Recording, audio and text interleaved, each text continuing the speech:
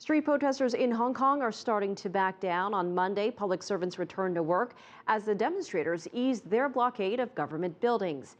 However, a significant number of the protesters are continuing the sit-in as they negotiate a framework for talks with the authorities. CCTV's Wu Haojun has more. After protesters brought life in parts of the city to a halt for more than a week, some degree of normalcy began to return on Monday. As protester numbers dwindled, government employees were able to return to work unobstructed, though outside the Hong Kong government's headquarters in the central area of Admiralty, some protesters defied a deadline to disperse by dawn. Elsewhere in the city, secondary schools resumed classes in the Wan Chai, Central and Western districts, while primary schools and kindergartens remain closed. You can see that the students are very happy that they are able to return to school. School has arranged classes to make up for the lost time.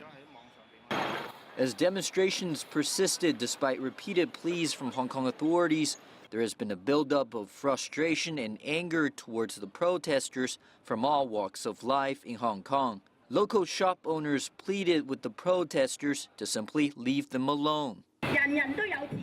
Everyone has the freedom to express themselves, but please don't be so selfish. These protesters say they occupied Mong Kok to pressure the government, but it's as ordinary residents who are feeling the pressure. Some 300 taxi, van, and truck drivers organized a drive slow event to show their frustration.